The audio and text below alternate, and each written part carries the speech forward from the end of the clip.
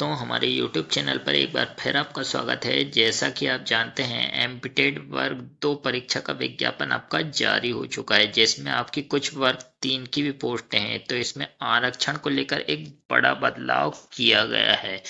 इसके पहले इस प्रकार का कोई भी नियम नहीं था, लेकिन स्पष्ट नियम आपका जारी कर दिया गया है, जिसको लेकर लगातार आप लोग सोच रहे हैं कि अब यहाँ पर क्या नियम जारी किया गया है, भर्ती नियमों में क्या बदलाव किया गया है, कौन से अभ्यर्थियों को लाभ मिलेगा और कौन से अभ्यर्थियों को लाभ नहीं मिलेगा।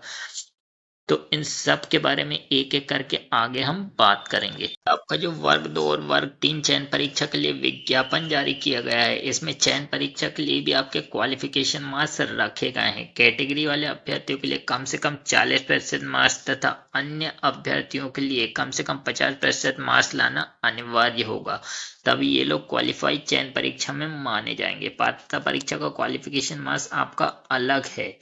यहाँ पर कैटेगरी वालों के लिए 50% था और अनरिजर्व वालों के लिए 60% था, लेकिन यहाँ पर चयन परीक्षा की अलग हम बात करें तो दोनों का 10-10% कम है। इसके साथ साथ यहाँ पर कुछ और स्पष्टीकरण दिया गया है। इसमें अगर आप यहाँ देखें 12.4 में, तो इसमें थोड़ा सा अगर हम नीचे आएंगे तो यहाँ पर आप देख सकते हैं ऐसे अभ्यर्थी जिनके द्वारा पात्रता परीक्षा में 90 अंक से कम अंक प्राप्त कर अनारक्षित प्रवर्ग में अर्हता अर्जित की है, उनकी अभ्यर्थता चयन परीक्षा के लिए आरक्षित प्रवर्ग में ही मान्य होगी। ऐसे अभ्यर्थी अनारक्षित प्रवर्ग में चयन परीक्षा है तो पात्र नहीं होंगे। तो यहाँ पर ये बात कही गई है, यानी कि जो भी कैटेगरी वाले अभ्यर्थी हैं जिन्होंने 90 से कम अंक प्राप्त किए हैं, उनको चयन परीक्षा में अनरिजर्व की सीट नहीं मिलेगी। सिर्फ वे लोग अपनी कैटेगरी वाली सीटों पर ही फाइट करेंगे। लेकिन अगर अनारक्षित प्रवर्ग में सिर्फ चयन है तो उन्हीं अभ्यर्थियों के संबंध में विचार किया जाएगा जिनके द्वारा पात्रता परीक्षा में 60% अथवा अधिक, 90 अथवा अधिक अंक प्राप्त कर अर्हता अर्जित की हो। साथ ही चयन परीक्षा में भी 50% अथवा अधिक अंक प्राप्त किए हों।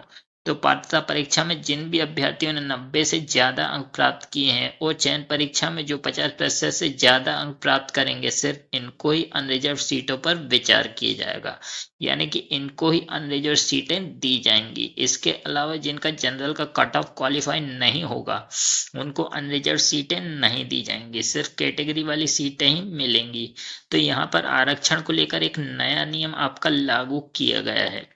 वर्ग 3 चयन परीक्षा में भी इस प्रकार का नियम आपको देखने मिल सकता है। तो जो अभ्यर्थी पात्रता परीक्षा और चयन परीक्षा दोनों का जनरल का कट ऑफ क्वालिफाई करेंगे, सिर्फ ऐसे अभ्यर्थी जनरल की सीट ले पाएंगे। लेकिन जो अभ्यर्थी पात्रता परीक्षा या फिर चयन परीक्षा में से किसी एक का जनरल का कट ऑफ क्वालिफाई नहीं करेंगे, उनको जनरल की सीटें नहीं दी जाएंगी, चाहे वो कितने भी ज्यादा अंक ले आए, उनको अपनी कैटेगरी की सीटें ही अलाउड की जाएंगी। लेकिन जो दोनों का कट ऑफ क्वालिफाई करेंगे, सिर्फ उनको ही अनरिजर्व सीटों पर विचार किया जाएगा।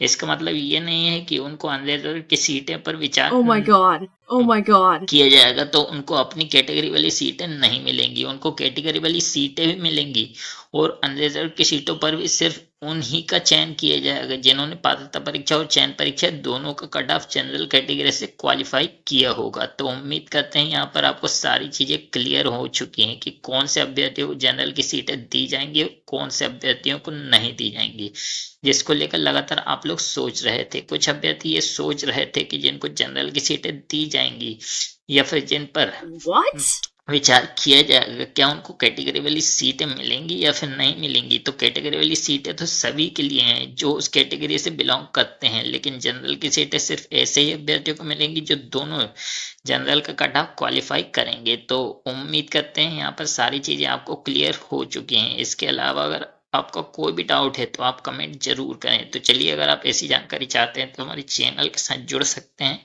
जिससे और भी इम्पोर्टेंट अपडेट आपको मिल सके।